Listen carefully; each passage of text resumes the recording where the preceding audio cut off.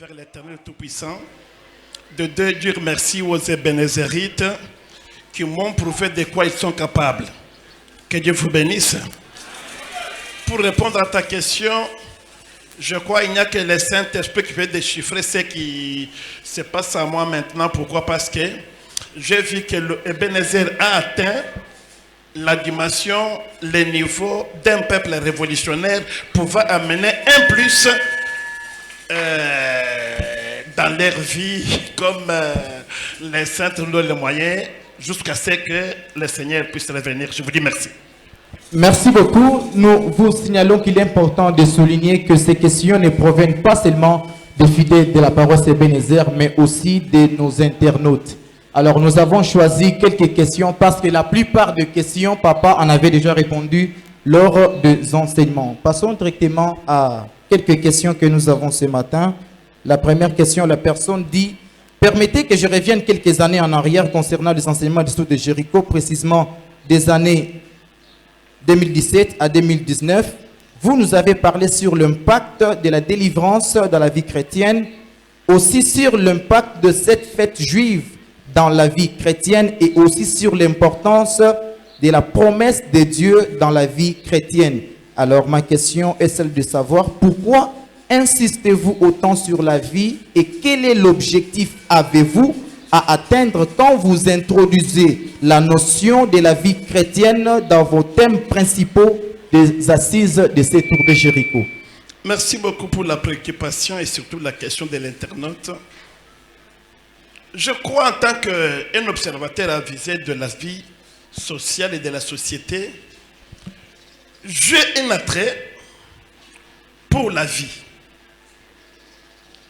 Dieu n'a pas créé les jardins d'Éden pour lui. Dieu n'a pas créé des arbres, des animaux. Non, non, non. Dieu voulait quelqu'un qui pouvait le représenter sur la terre. Dieu voulait quelqu'un qui pouvait dominer à sa place. Psaume 115 déclare: Dieu a créé les cieux pour lui et la terre l'a donnée aux fils des hommes. Voilà que Dieu, voulant créer l'homme, il a commencé précédé par créer le jardin d'Éden, les arbres, les animaux, pour rendre la vie de l'homme si beau, si facile, si agréable. D'où la vie, c'est un cadeau le plus précieux qui puisse exister au monde. La vie, telle que je l'ai définie, c'est une volonté inconnue de l'Éternel. Et cette volonté, Dieu veut que cette volonté soit menée selon lui, pas selon la personne. Et moi, en tant qu'observateur avisé, je dois faire un effort pour enseigner à mon auditoire, pour comprendre bien le bien fondé de la vie, pour qu'on ne puisse pas jouer avec la vie. La vie, si vous jouez avec la vie, vous ne savez pas la raison de votre existence.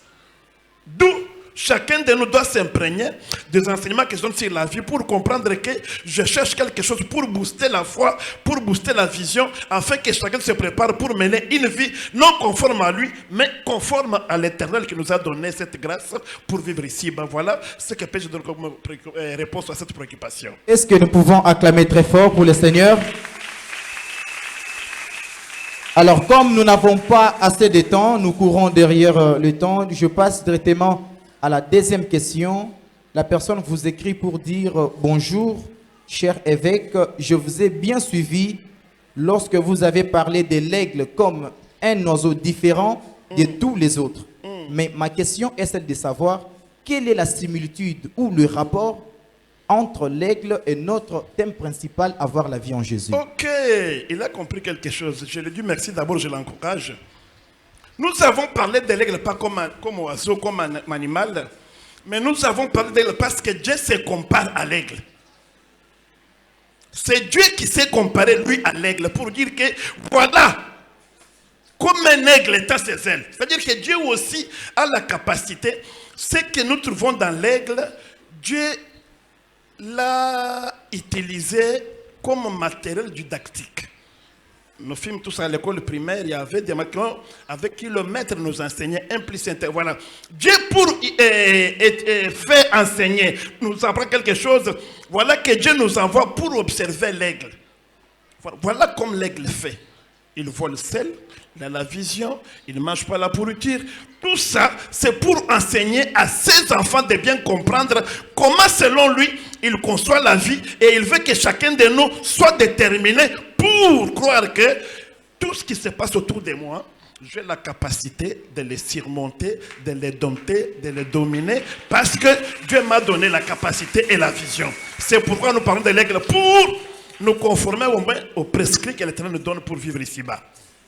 Et qu'est-ce que nous pouvons acclamer très fort pour le Seigneur? Merci beaucoup, cher évêque, pour votre intervention brillante. La troisième question, c'est toujours la même personne qui continue avec une autre question pour dire concernant le point de la vision de l'aigle. Voici ma question. Vous avez dit que la vision est communicative, mais vous avez aussi dit que l'aigle vole seul. Alors, ma question est celle de savoir quel type de personnes pouvons-nous approcher et communiquer notre vision afin qu'il nous accompagne dans notre parcours aigle que nous sommes. Merci beaucoup. Je vois là qu'il faut que je puisse éclaircir un peu. Voler et la vision, des choses distinctes. Voler n'est pas la vision. L'aigle vole seul, mais la vision est communicative. Un jour, Moïse éprouvait des difficultés pour gérer Israël. Et Dieu lui a dit que cherchez parmi les anciens, 70 anciens, je viendrai demain matin, je prendrai de ton esprit pour le mettre dans ces 70 anciens, ils vont gérer avec vous. Mais quand Moïse montait à la montagne, il ne montait pas avec les 70, il montait seul. N'est-ce pas? Voler, qu'est-ce que je peux encore dire comme exemple? Durant ces assises, c'était l'évêque qui était du haut de la chair. Mais voilà toute l'équipe qui était autour de l'évêque. Les prophètes, les soeurs de Dieu et surtout les masses médias qui m'ont accompagné. Pour que j'ai suivi même à Londres, au Brésil, ça, ce n'était pas l'évêque qui faisait. C'est-à-dire que l'évêque a eu l'équipe à ses côtés qui lui a permis que le message puisse atteindre. C'est-à-dire que dans la vision, voler, c'est la façon de concevoir, de marcher avec Dieu. Et la vision, c'est quoi? C'est comment atteindre l'objectif. Tu ne peux pas atteindre l'objectif toi-même. C'est que tu dois voir les gens, que tu dois communiquer. Comment tu veux faire, comment tu veux marcher et voir comment on peut t'accompagner. De deux, nous avons parlé dans le principe de l'aigle que l'aigle teste tout avant de s'engager. Nous avons dit que pour faire confiance à quelqu'un, pour marcher avec quelqu'un, tu dois d'abord comprendre que est-ce qu'il est dans la vision ou ne l'est pas. Sinon, vous allez créer les dits que j'ai définis, que les dits c'est un mot que j'aime bien mais que je ne tolère pas. Parce que j'ai dit qu'avec dit, vous risquez de diviser tout. On a donné que si l'Assemblée peut être encore m'accompagner, nous avons dit vision. Si vous ajoutez dit, hein? Si nous disons solution, si vous mettez dit, d'où dit veut dire deux. Là où il y a des visions, on ne peut pas marcher. C'est pourquoi il faut d'abord tester pour amener les gens dans ta vision. Là, vous pouvez bien marcher. Et pour que la commission soit communicative, je voudrais illustrer pour dire que voilà que un jour Jésus dans le tabernacle, dans le synagogue, où on lui amena un paralytique transporté par 4 personnes. Mais pose-toi la question, qu'est-ce qu'il avait promis à ces gens-là que amenez-moi après, qu'est-ce que je puis faire? D'où, avant qu'il puisse être amené, il y a eu partage. Il y a eu communication. Pour dire que si vous m'amenez et que je trouve grâce devant ce monsieur-là, si je serai restauré, vous et moi, nous allons marcher ainsi. C'est pourquoi, si tu veux rester dans la vie, il faut avoir des personnes qui peuvent vous accompagner, qui intègrent ta vision et qui peuvent t'aider. Pas des flatteurs qui t'acclament, mais les gens capables de se dire non quand il faut dire non, et si vous allez marcher. Merci beaucoup, cher évêque, pour votre intervention. La 4e question, permettez-moi de la lire comme elle nous a été écrite. D'accord. Merci, cher évêque, fils de Tatumu Tombu. Oh. Je vous suis depuis Mbujimaï, précisément à la paroisse Lumuluakana. Ça fait vraiment du bien lorsque dans vos prédications, vous nous rappelez quelques paroles de notre patriarche. Ma question est la suivante. Est-ce que l'aigle a aussi ses défauts? Si oui, nous voulons les savoir. Et qu'est-ce qu'on cherche réellement si on doit tester avant de s'engager comme l'aigle le fait? Oh, que Dieu le bénisse vraiment, là, il me touche au cœur. Mon père me disait dans ma langue vernaculaire, lui est la base de tout. Dieu m'a fait grâce pour avoir une seule personne, père biologique, père spirituel, mon mentor, mon encadreur, mon modèle, et tout ce que je fais, c'est lui. Alors, je ne cesserai de le faire parce que c'est là où je puise ma force. C'est là où je puise mes inspirations. Et ce que je fais, je l'ai révélé vendredi que quand il parlait de ce que je fais aujourd'hui, je ne faisais pas attention parce qu'il a prophétisé sur ce que je fais ici en 78.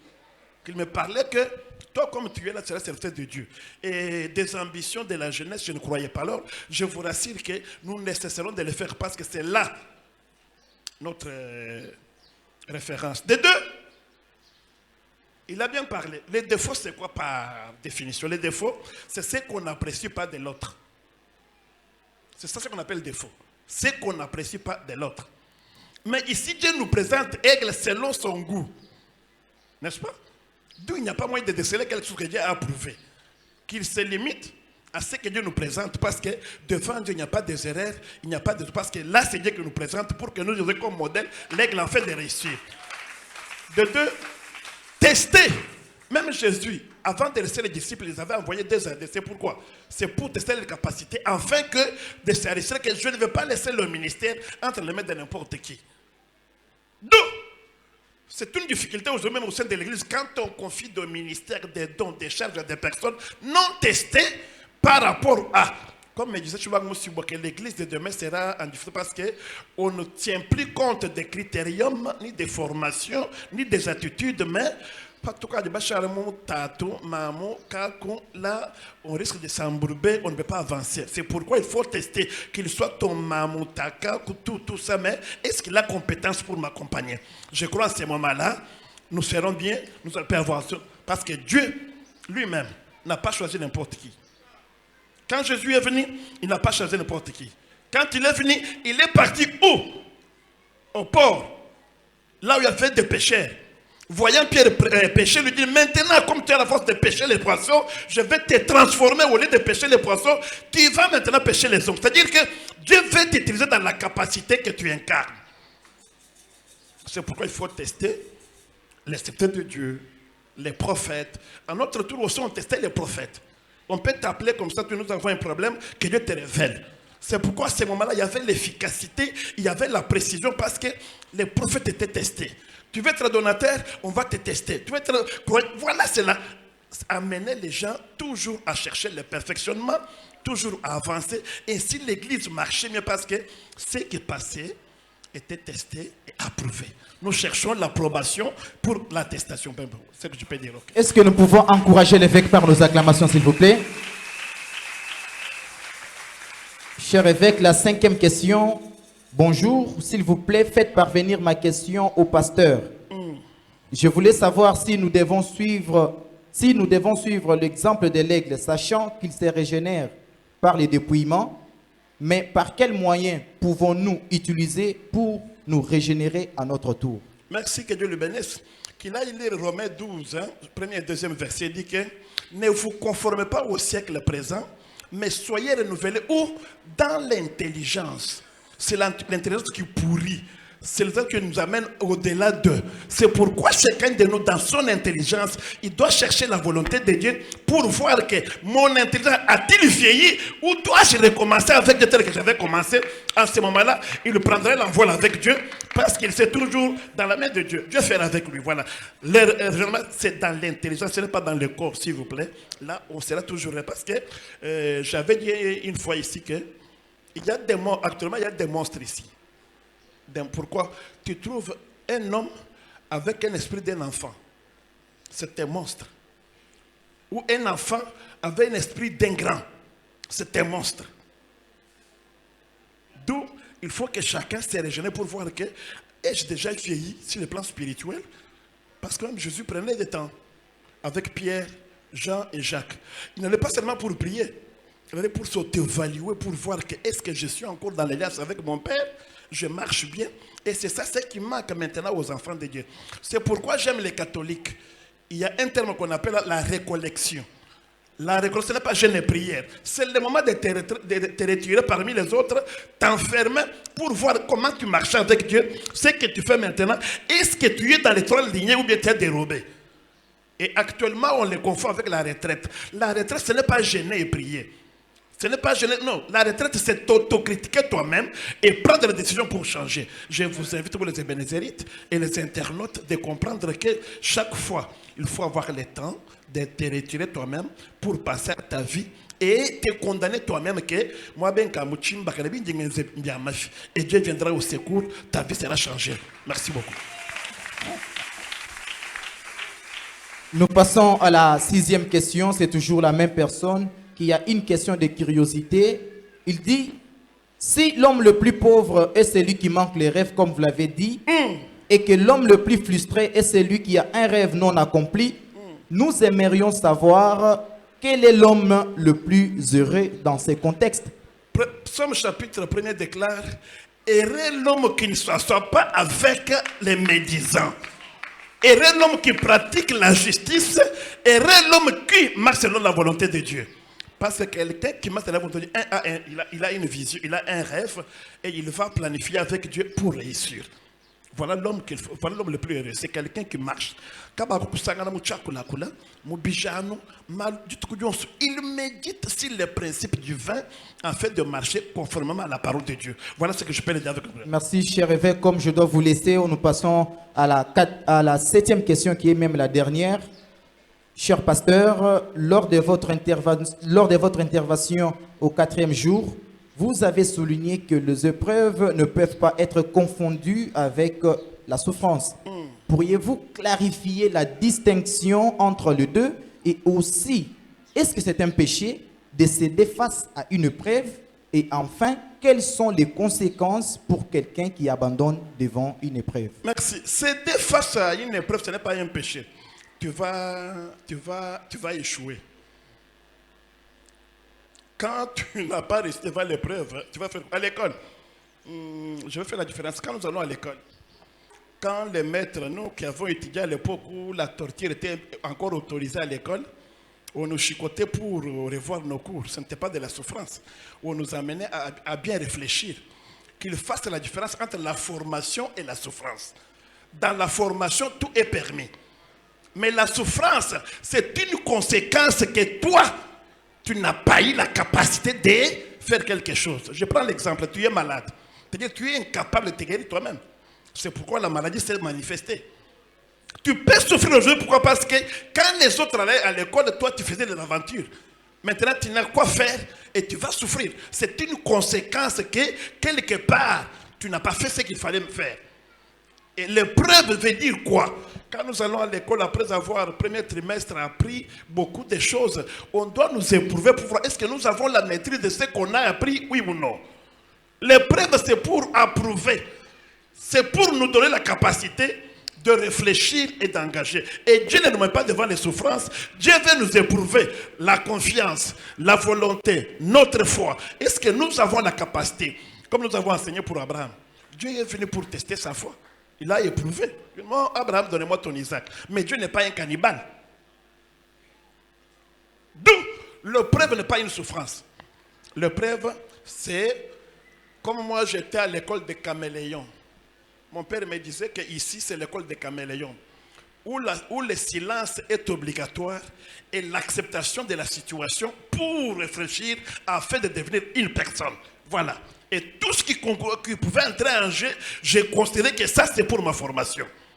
D'où ne confondons pas la formation à la souffrance. La souffrance, c'est quand vous n'avez pas la capacité de faire quelque chose mais qui t'arrive.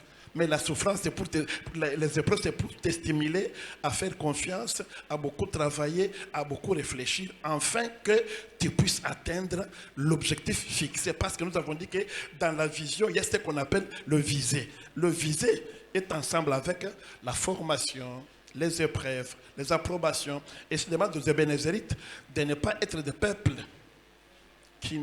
un peuple lâche, mais je vais avoir un peuple fort, capable de changer les cours d'histoire, capable de s'atteler à donner, à imprimer que quelque part il y a un Dieu qui tire de loin pour faire quelqu'un un responsable.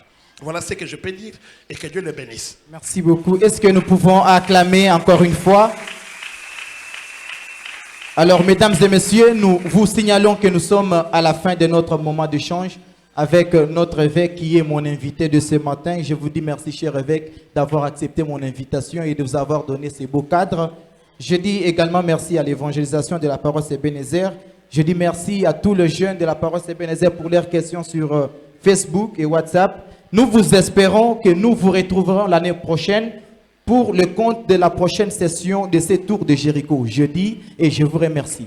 À travers vous, je salue ou je remercie tout le monde, les Ebenezerites et ceux qui nous suivent. Que Dieu vous bénisse et trouvez par ici l'expression de ma gratitude pour votre soutien moral, spirituel. Que Dieu vous bénisse au multiple, au centuple. Merci beaucoup. Merci. Je vous remercie. Et là,